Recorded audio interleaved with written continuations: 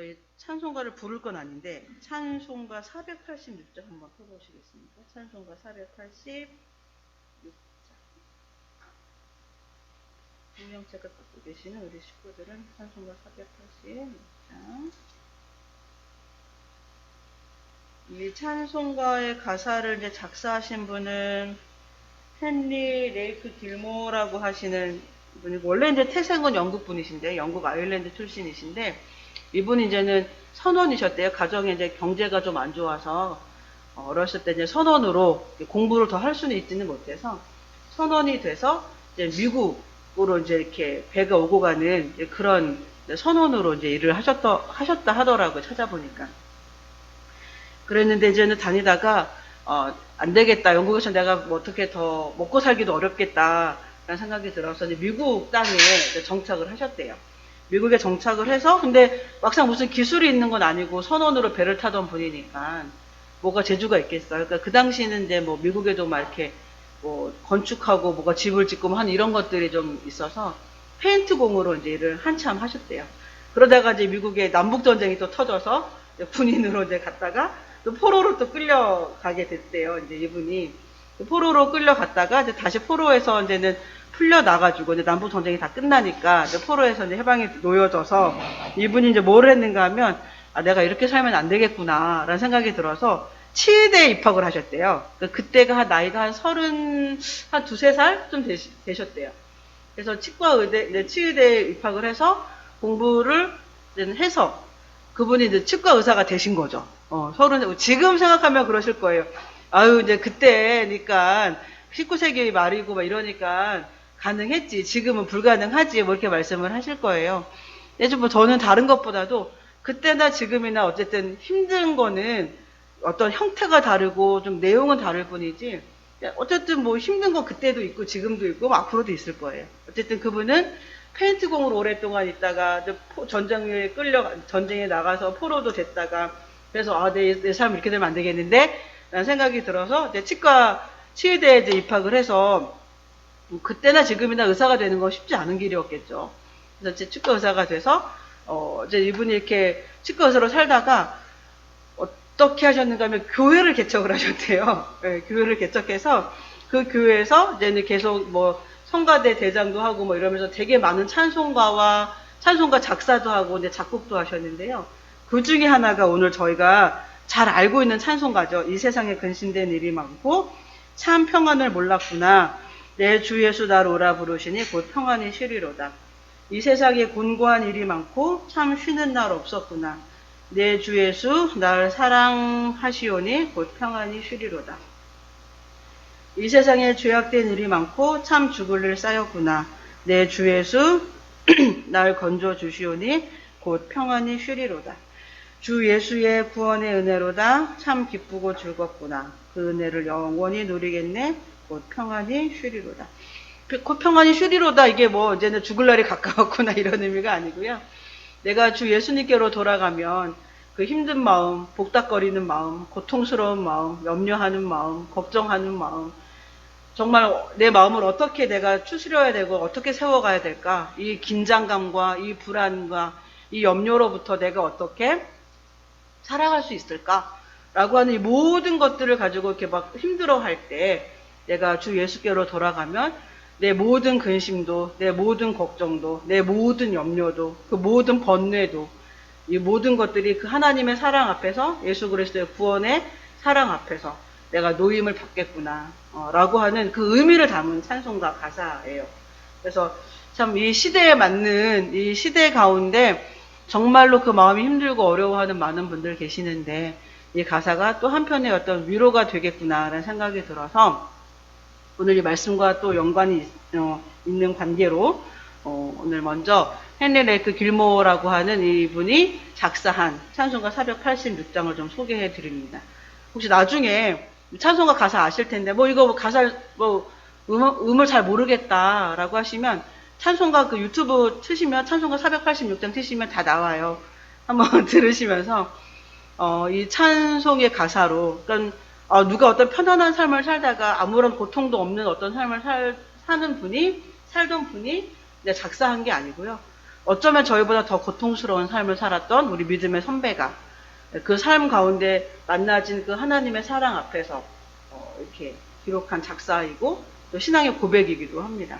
한번 들어보시고 또 한번 좀 시간이 나실 때 아니면 시간을 내서라도 이 찬송가를 한 번씩 저희가 기도의 자리에 나가서 불러보시면 또 많은 위로가 되지 않을까라는 생각도 듭니다. 오늘 저희가 본문의 말씀을 좀 잠깐만 우리 장로님 아까 또박또박 잘 읽어주셨는데 전도서 12장 7절의 말씀 한 번만 좀 보도록 하겠습니다. 제가 좀 죄송하지만 마스크를 잠깐만 좀 벗겠습니다. 오늘은 좀 숨이 차서 전도서 12장 7절의 말씀입니다. 전도서 12장 7절. 못 찾으신 분들은 우리 선생님들 찾아주셔서 감사합니다.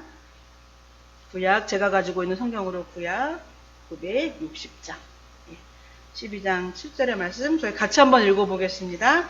시작. 흙은 여전히 땅으로 돌아가고 영은 그것을 주신 하나님께로 돌아가기 전에 기억하라 라고 하는 말씀입니다. 저희 지난주에 전도서 2장의 말씀으로 같이 은혜를 받았는데요.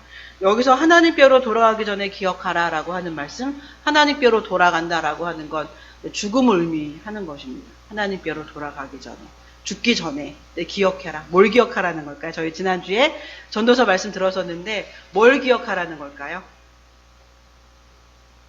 돌아가기 전에, 죽기 전에 기억해라. 저희가 정말 잘 알고 있는 정답이죠. 하나님을 기억해라 라고 하는 거죠.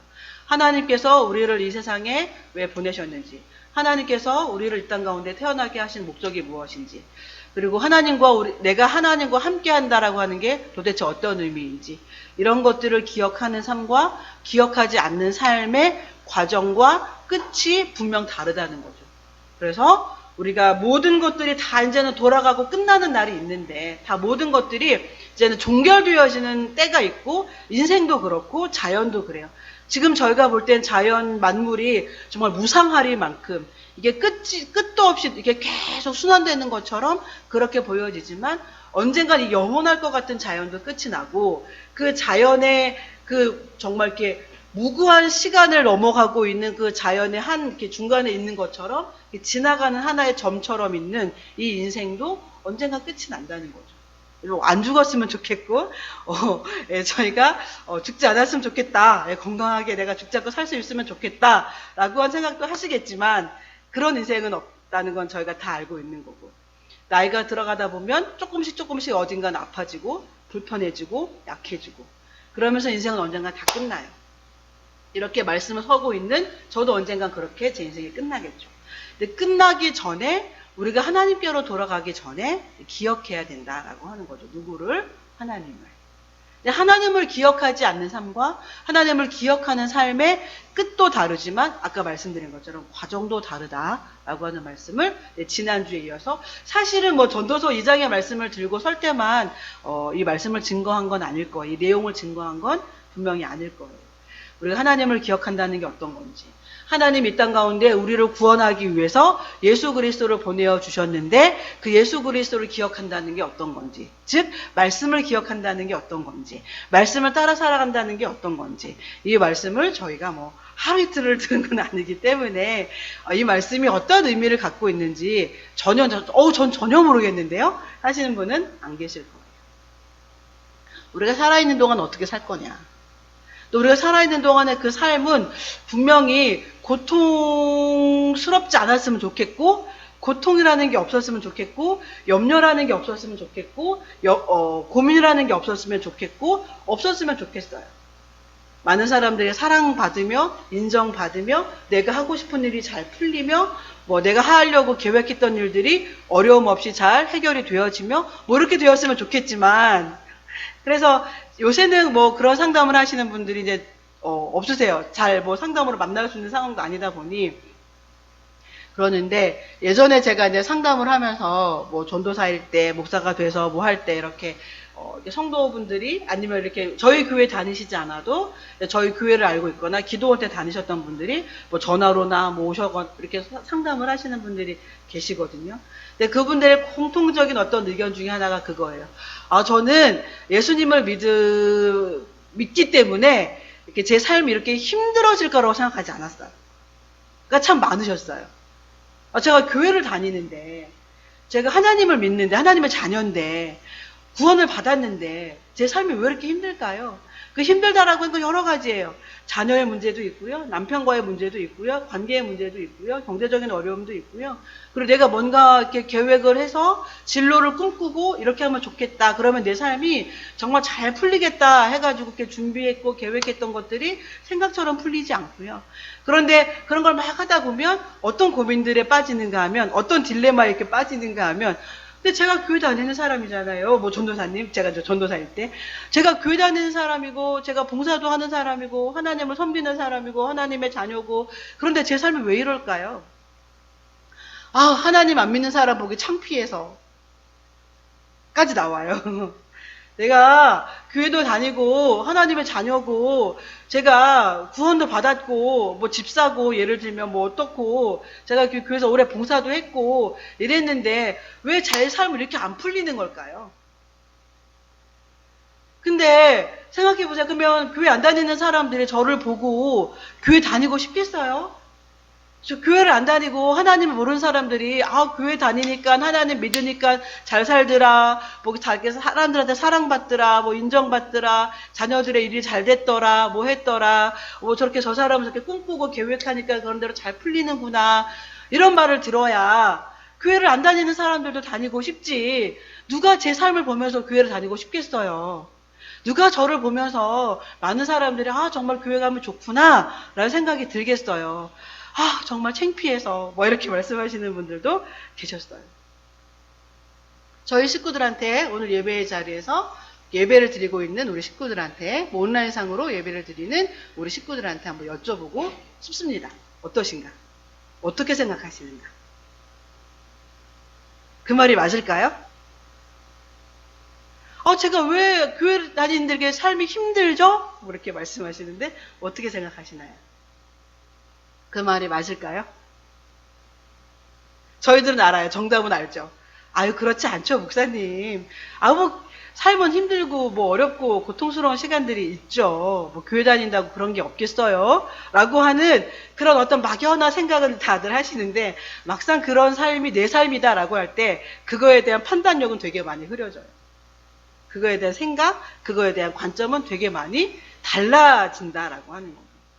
누군가가 그런 삶을 살고 있다 그러면 그렇지 않지 라고 말을 하지만 막상 그 삶이 내 삶이 되었을 경우에는 그거에 대한 생각과 판단 어떤 객관적인 태도를 유지하기는 되게 어려워지는 거죠.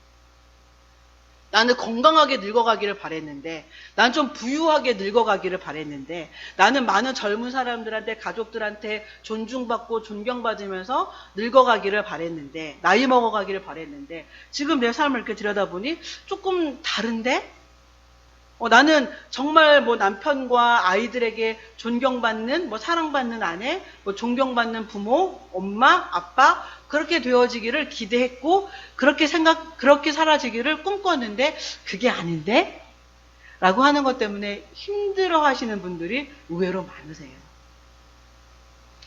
저번에 어떤 분이 그런 말씀을 하시더라고. 내가 이 나이에 이 일을 하며 살 줄 몰랐다. 이렇게 말씀하시는 분이 계셨어요.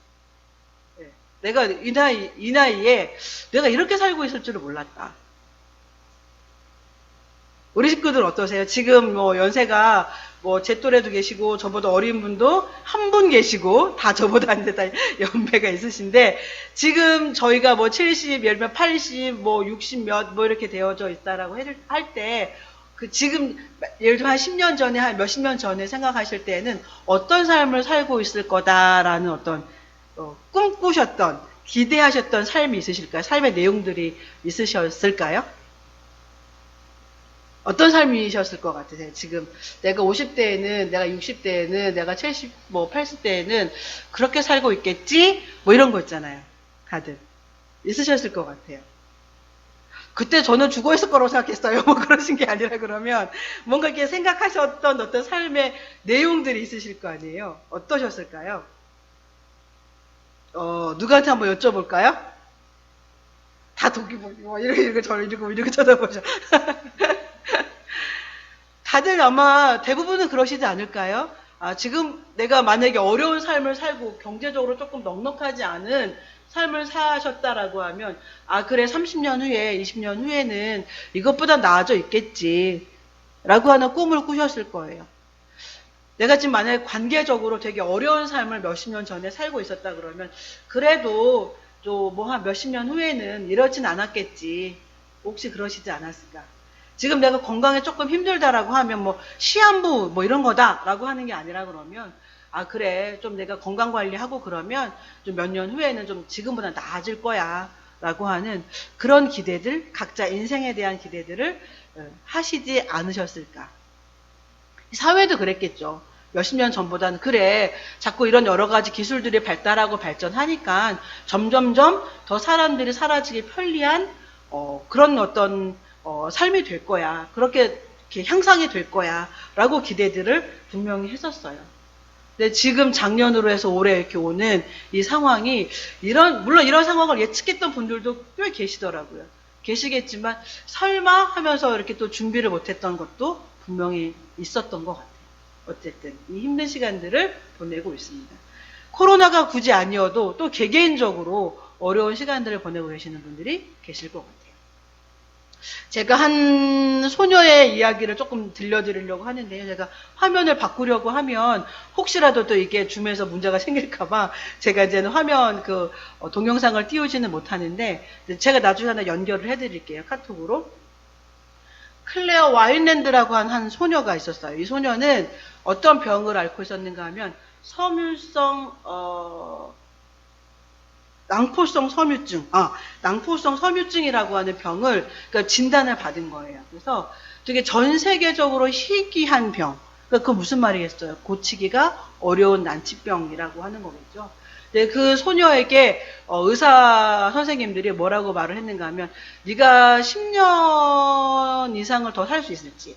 그러니까 이 아이는 열 몇 살에 그냥 당장 죽는다고 해도 이상하다. 왜 이렇게 빨리 죽었지? 라고 하는 그런 어떤 생각이 못 들 만큼 그 시한부 생명을 선고를 받은 거예요. 근데 10년 이상을 산다라고 하는 게 몇 퍼센트의 확률이었는가 하면 1%의 확률이었어요.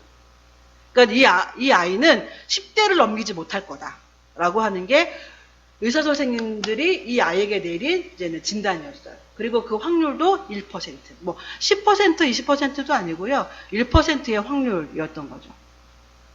이 아이가 어떻게 이제는 정말 이렇게 이 아이를 이렇게 내버린 부모님은 아니셔서 이 아이를 정말로 사랑하고 잘 케어해주는 부모님으로 인하여서 또 병원에서 이 아이가 이 시간들을 이제 보내요. 집에를 갈 수가 없는 거예요. 집에를 갈 수가 없는 거죠. 이 병이 워낙 그 몸 안에 점액질이라고 하는 게 있는데, 그게 모든 장기로 자꾸 과다분비가 되면서 모든 장기를 파괴해버리고 합병증으로 죽는 병이래요. 근데 이게 치료할 수 있는 그런 어떤 기술이 아직 없는 거죠. 그러니까 이 아이가 조금 지연을 시키고 조금 할 수도 있지만, 갑자기 어떻게 문제가 생기면 그냥 금방 죽을 수도 있는 그런 병인 거예요. 근데 이 아이가 13살 때쯤에 그 고비를 한번 확 넘은 거예요. 이제 이 아이는 죽습니다. 라고 하는 병원에 갔는데, 갑자기 병이 위독해져서 이제 병원에 갔는데, 이 아이는 더 살기 어려울 것 같습니다. 라고 했다는 거예요. 13살에. 그러니까 사실 13살이면 저희가 생각할 때 뭐 사춘기니 뭐니 해서 한창 이렇게 정말 혈기왕성할 때잖아요. 근데 그때 이 아이가 이제 병원에 입원을 했고, 이 아이는 더 이상 못 삽니다. 라고 하는 이제 이야기를 들은 거죠. 그 고비를 한번 이 아이가 넘은 거예요. 넘으면서 뭘 만들었는가 하면, 이 아이가 이제 클레어 와일랜드라고 하는 이제 소녀인데, 클레어 재단을 만들어요. 그 재단은 뭔가 하면 이런 희귀성 이렇게 난치병에 걸린 그런 사람들을 돕기 위한 재단인 거예요. 이 아이의 어떤 이런 생각들이 많은 사람한테 퍼져가서 후원금도 모이고 이렇게 돈도 모여서 기부금이 모여서 또 다른 어려운 사람들을 많이 이렇게 돕는 그런 재단이 된 거죠. 여기서 그친 게 아니고요. 이 아이가 어떻게 하는가 하면, 이렇게 살 건가? 내 삶을 매일처럼 이 죽음과 싸우는 거, 오늘 죽을 수도 있고 내일 눈을 못 뜰 수도 있고 죽음과 싸우는 거예요. 죽음과 매일처럼. 그러니까 저희가 사람이 뭐 언제 죽을 수도 있고 잘 모르지. 사람의 수명은 하나님께 달려 있어. 라고 생각하고 그냥 사라지는 저들의 삶과 오늘 죽어. 내일 죽을 수도 있어. 아니 내가 일주일 후 다음 주에 이 자리에 없을 수도 있어. 이런 삶을 사는 거예요. 이 아이는.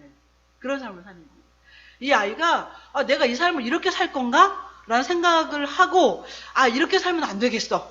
라고 결정을 내리고요. 이 아이가 자기의 삶을 바꿔가기를 시작해요. 뭘부터 바꿀까? 어떻게 하면 바꿀까? 라는 생각을 하죠. 뭐부터 바꿀까요? 만약에 우리 식구들이 지금 예배를 드리고 있는 우리 식구들이 내일 죽을 수도 있고 내일 모레 죽을 수도 있는데 언제 죽을지는 몰라. 그냥 사라지고 있는 이 삶인데 내가 내 삶을 이렇게 살아서는 안 되겠어. 라고 생각하셨을 때 뭐부터 바꾸실 것 같으세요? 뭐부터 바꾸실 것 같으세요? 가치관을 새롭게 하는? 가치관을 새롭게 했는데 내일 죽을 수도 있어요.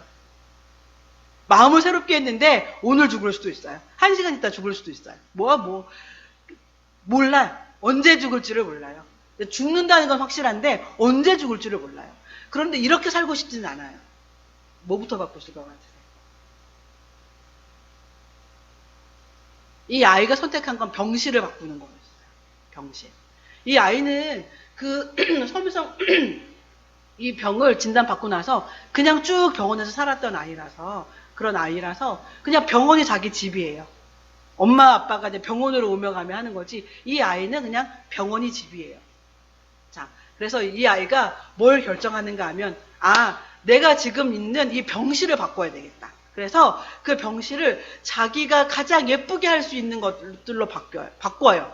그래서 자기가 붙이고 싶은 사진, 예쁘게 뭔가 꾸미고 싶은 거 이런 것들을 바꿔요. 이 아이가 갑자기 사회를 바꾸겠어요? 사회를 변형시키겠어요? 이 문화를 하루아침에 바꾸겠어요? 뭘 어떻게 하겠어요? 이 아이가 할 수 있는 건 아무것도 없고요. 할 수 있는 시간이 얼마만큼 남아있는지도 몰라요. 근데 결정한 거는 생각이 든 건 난 내 삶을 이렇게 살다가 죽도록 내버려 두지 않아야 되겠어. 라고 하는 결정이었어요. 그래서 뭘 하는가 하면 자기 주변, 자기가 지금 컨트롤할 수 있는, 자기가 지금 조절할 수 있는 그 반경 안에 있는 자기의 삶을 바꾸기 시작을 해요. 근데 그 중에 가장 먼저 뭘 선택했는가 하면 자기가 지금 살고 있는 환경, 자기 방, 자기 집, 이걸 바꿔요. 그래서 자기의 집, 자기가 지금 있는 그 병실을 예쁘게 꾸미고 말씀드린 것처럼 자기가 좋아하는 사진도 바꾸고 늘 병실에 이렇게 주렁주렁 뭔가 여러 가지 기계들을 이렇게 장치를 달고 있는 그래서 삭막하고 무섭고 괴롭고 힘들고 그랬던 그 병실을 자기의 그 방을 바꿔가기 시작을 해요. 예쁘게 들어오고 싶은 방으로 있고 싶은 방으로 바꿔가기 시작을 해요. 그리고 또 뭘 했을까요? 그러면서 자기가 뭘 좋아하는지를 찾아요. 그래서 취미생활을 시작을 해요. 그래서 그 병실에 키보드를 가져다 놓고 막 노래도 연습을 해요. 생각해보세요. 나 곧 죽어. 언제 죽을지 몰라. 내 삶은 왜 이래? 내 삶은 왜 이것밖에 안 되는데 내가 도대체 왜 난데? 왜 내가 이런 삶을 살아야 되는데? 하필 왜 신이 있다면 왜 나를 이런 식으로 다루는데? 라고 하는 원망과 그런 어떤 속상함과 이런 거에 막 빠져서 살 수도 있잖아요. 이 아이가 그렇게 자기의 병실을 바꾸고 자기의 취미를 위해서 키보드를 가져다 놓고 노래를 연습하다가 또 문득 그러다가 또 하루를 사라져요. 그러면 내가 나의 이런 삶을 많은 사람들과 공유해 볼까? 라고 해서 유튜브를 시작해요. 생각해 보세요. 아까 제가 처음에 그런 말씀 드렸죠. 많은 분들이 저를 찾아와서 상담할 때 많은 내용들이 그거였다고. 제 삶은 왜 이럴까요? 제가 하나님을 믿는 사람인데, 제가 교회를 다니는 사람인데, 제가 교회에서 오래 봉사한 사람인데, 제 삶은 왜 이럴까요?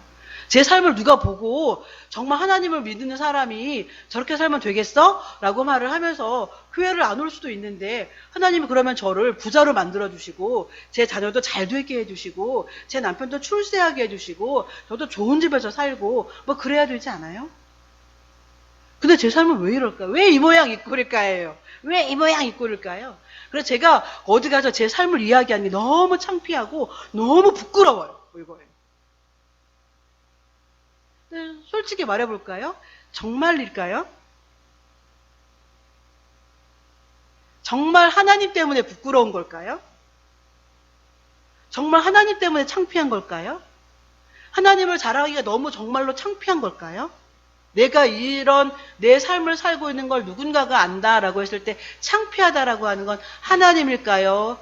아니면 나일까요? 사실은 나예요. 하나님은 그것보다 더 수많은 오해와 곡해와 어떤 원망과 어떤 그런 대상이었어도 하나님은 하나님의 일을 복음을 증거하고 온 인류를 사랑해서 예수 그리스도를 이 땅에 보내놓으시고 그거에 관련돼서도 수많은 오해와 미움과 어떤 이런 것들을 받아도 하나님은 하나님의 일을 하시는 분이세요. 부끄러워하지 않고. 그렇다라고 하면 결국 부끄러운 건 누군가 하면 내가 나를 부끄러워하는 거였던 거죠. 그걸 인정하고 싶지 않았던 것 뿐이지 내가 부끄러운 거예요. 내 자신이 그냥 내가 부끄러운 거예요. 근데 그거를 저는 제 자신이 부끄러워요 라고 하는 말을 못하니 누구한테 책임 전가를 시키는가 하면 하나님, 예수님.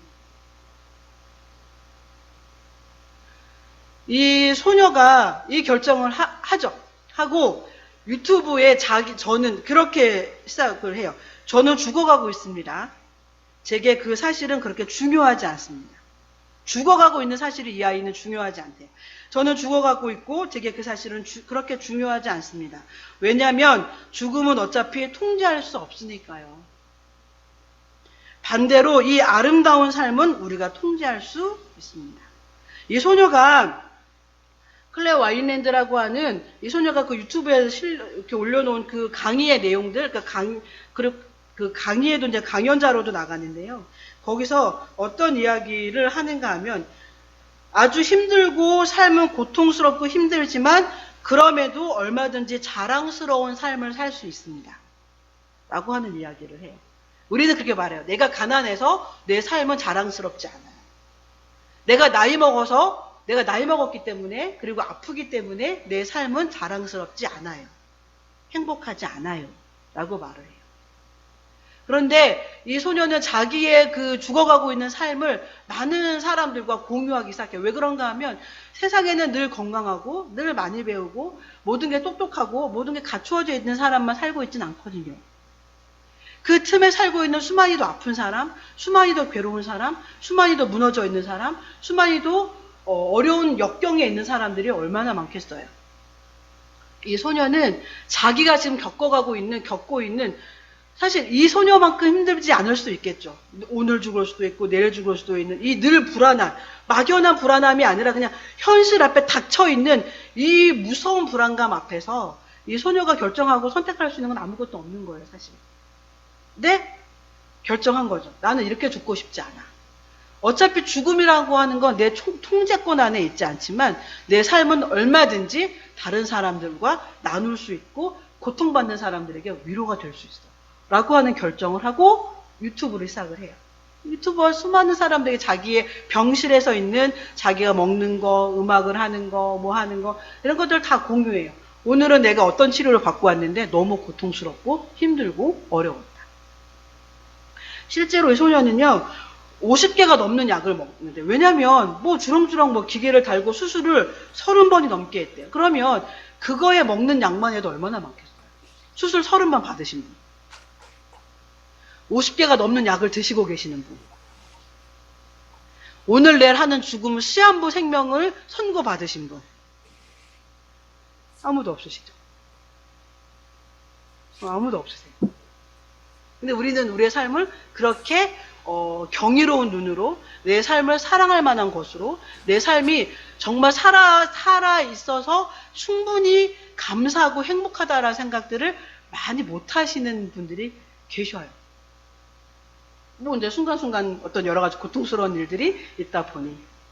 근데 제가 이 소녀의 그 동영상들 몇 개 찾아보고 이거에 관련된 블로그들을 찾아보고 그러다가 참 제가 훨씬 이 소녀보다 전 나이가 훨씬 더 많거든요. 되게 많이 저는 도전을 받은 거예요. 되게 부끄럽다라는 생각이 들었어요. 그렇게 사람들이 그렇게 어려움에 닥치면 그럴 생각을 할 수도 있겠죠. 아니요. 그러진 않은 것 같아요. 정말 이 친구가 위대한 친구구나 라는 생각이 들었어요. 이 친구의 그 강의, 그러다가 이 친구의 그런 유튜브 영상이 많은 사람들에게 알려지고 위로가 되고 힘이 되고 격려가 되고, 어떻게 격려가 됐겠어요? 그래, 저 어린 소녀가 저런 삶에 놓여서도 저렇게 정말 희망을 잃지 않고 자기 삶을 저렇게 바라보는데 나도 이렇게 살면 안 되지 않겠어? 라고 하는 수많은, 전 세계 많은 사람들에게 도전을 준 거예요. 어떻게 됐겠어요? 강연자로 초빙이 돼요. 너가 나와서 정말 많은 사람들에게 너의 삶을 이야기해 주겠니? 강연자가 돼요. 강의를 하러 가게 돼요. 그래서 거기에 나와서 이 소녀가 아까 한 이야기들이 바로 그러한 이야기들이에요. 저는 이 자리에 나와서, 이 강연의 자리에 나와서 삶은 고통스럽지 않다거나, 삶은 살아볼만 하다거나, 삶은 여전히도 희망이 있다거나, 그런 식으로 위로를 하고 싶지 않다라고 이야기를 해요. 무슨 말 하는가 하면, 삶은 너무나 고통스럽고 너무나 어렵고 너무나 힘들고 쉽지 않습니다라고 하는 이야기를 해요. 그럼에도 불구하고 우리는 이 삶을 아름답게 바꿀 수 있다라고 하는 이야기를 해요. 강연에서. 그럼에도 불구하고 힘들고 고통스럽고 아프고 언제 죽을지 모르는 그런 위험에 늘 노출되어져 있지만, 그럼에도 우리는 우리의 삶을 자랑스럽게 바꿀 수 있고 아름답게 바꿀 수 있습니다 라고 하는 말을 해요. 저 여러분도 같지 않을까요? 지금 저희들이 생각하는 것보다 경제적으로 어렵고 뭐 여러 가지 관계적으로 어렵고 내 삶은 왜 이래? 라고 하는 그런 어떤 원망도 들 수 있고 답답함도 있고 염려도, 정말 고민이 되지만 어떤 부분에 있어서는 저희가 사회 전체를 바꿀 수도 없고 뭐 어떤 조직 시스템을 바꿀 수 없는 건 분명히 있어요.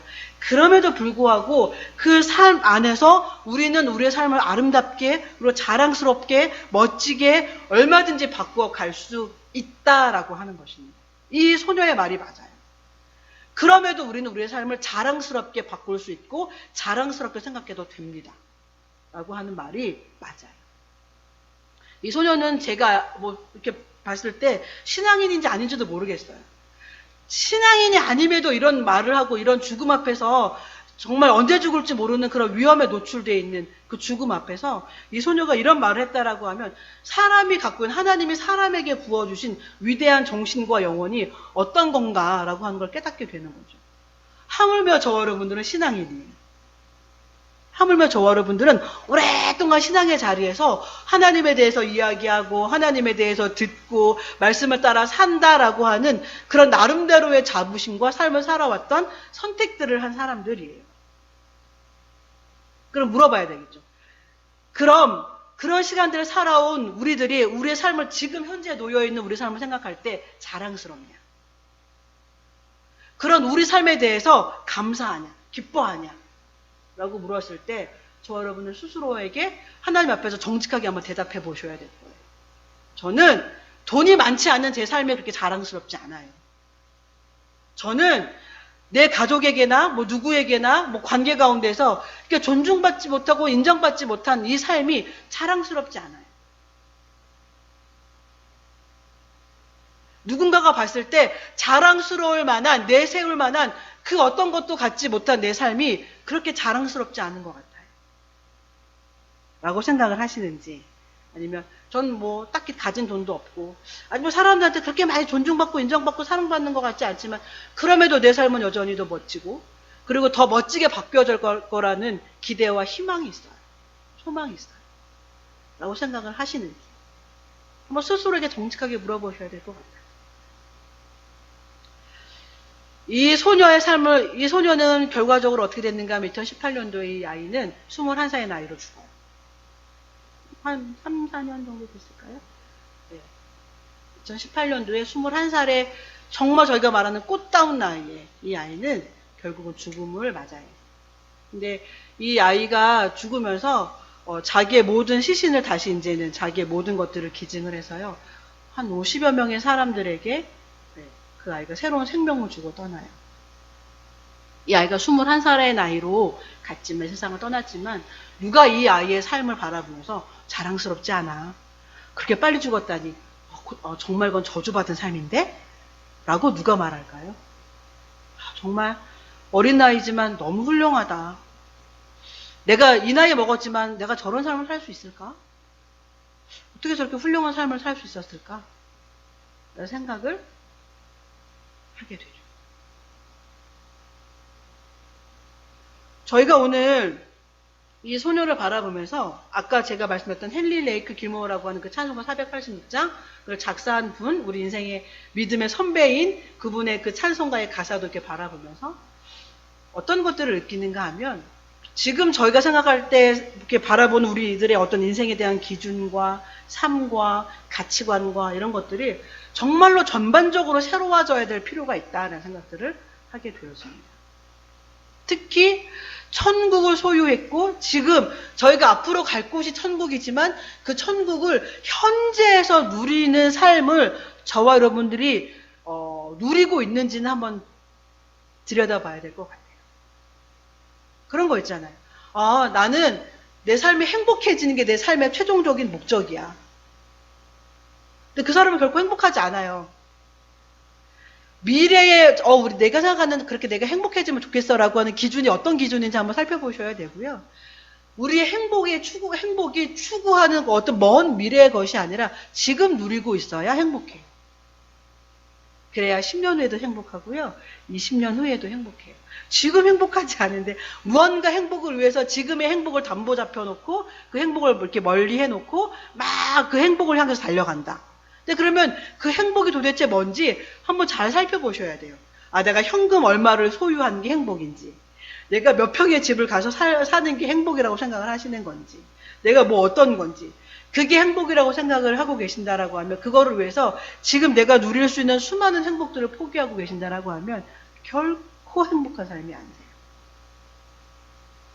뭔가 목적을 정해놓고 추구하는 바를 정해놓는 건 훌륭하고 멋진 일이지만 지금 저희들의 삶이 행복한지, 기쁜지, 감사한지, 하나님 안에서 평안한지 한번 살펴보셔야 될 필요들은 있을 것 같습니다. 이 소녀로 아까 제가 말씀드렸던 것처럼 이 소녀가 그런 어떤 죽음을 그냥 현실에 앞두고 가장 가까운 근거리에 앞두고 이 소녀가 결정했던 건 바로 그거였어요. 내가 살고 있는 이 환경을, 내가 살고 있는 이 방을 제가 그 두꾸막교에서 처음엔가 뭘 하면서 무슨 한 5분짜리인가 10분짜리 메시지를 전할 일이 있었는데 제가 해군 장군의 이름 생각이 나지 않는데 그분이 그런 말을 했어요. 정말로 인생을 제대로 살려면 이불부터 개라. 자기의 침구부터 정리해라. 그러니까 뭐 꼭 이불을 정리한 사람은 훌륭하고 이불을 정리하지 않은 사람은 훌륭하지 않다 뭐 이런 게 아니라요. 자기의 삶을 정리하고 자기가 지금 놓여있는 그 삶이 막 혼란스럽고 막 엉켜있는 것 같고 막 그런 것 같으면 그냥 거기서 하고 살지 말고 딱 한번 서서 내 삶을 어떻게 정리해야 되는 거야? 내 삶을 어떻게 추스려야 되는 거야? 그리고 어떻게 해야 되는 거야? 하면서 자기의 삶의 자리들을 추스리고 정리하고 꾸미고 하는 것들은 중요하다라고 하는 거예요. 왜 그런가 하면 자기의 보여지는 이런 것들이 정리가 되어졌을 때 다시 그건 그 사람의 생각과 마음에 영향을 주거죠. 이 소녀가 자기의 삶을 정리를 해요. 자기 주변을. 그래서 뭐 정말 이쁘게 깨끗하게 뭐 깔끔하게 뭐 이런. 그리고 자기의 새로운 거에 도전하고 오늘 죽는데 무슨 새로운 거에 도전을 해요. 우리 어르신들 만나면 그러잖아요. 우리 어르신들 뵈면 이 나이에 뭐를 도전해 뭐 이러시잖아요. 근데 우리 어르신들은 오늘 죽고 내일 죽고는 아니시잖아요. 근데 이 소녀는 오늘 죽을 수도 있고 1시간 내에 죽을 수도 있고 내일 죽을 수도 있어요. 그런데 취미생활을 시작을 해요. 키보드를 배워요. 오늘 키보드 도 하나 누르고 내일 죽을 수도 있는데 그걸 시작을 해요. 그리고 자기 연주하는 거 뭐 이런 거를 다 동영상으로 많은 사람들과 공유를 하죠. 그리고 또 하나는 뭐예요?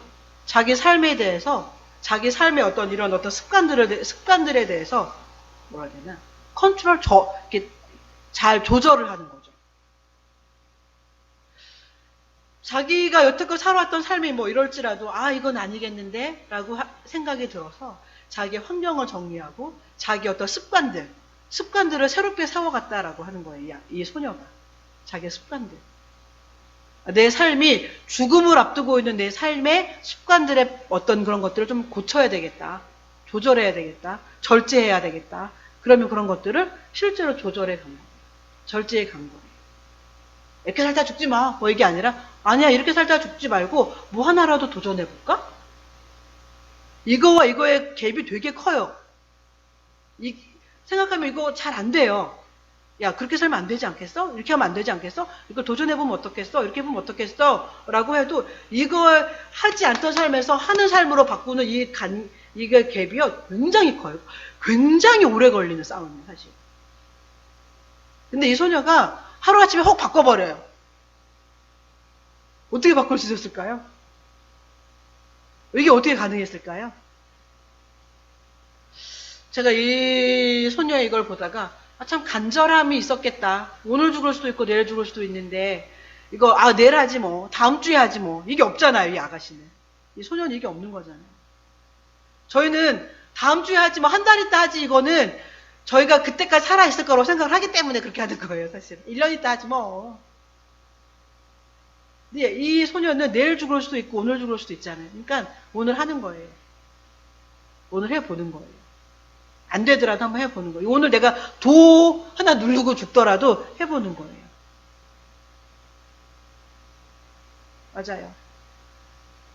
이러한 삶의 시간, 그래서 이 소녀는 원래, 20살을 못 그러니까는 몇 살을, 분명 13살 때 이미 한 번 죽음의 고비를 넘겼고, 이 소녀는 언제 죽을지 모르고, 도저히 이 아이는 몇 년 더 못 살 거다라고 했던 아이가 21살이라고 하는 그 나이까지 살다가 인생을 어쩌면 이 소녀의 삶은 80, 90, 100살을 산 그 어떤 삶보다 더 이 삶을 치열하게 살아낸 분명한 그런 모습들이 있었던 것 같아요.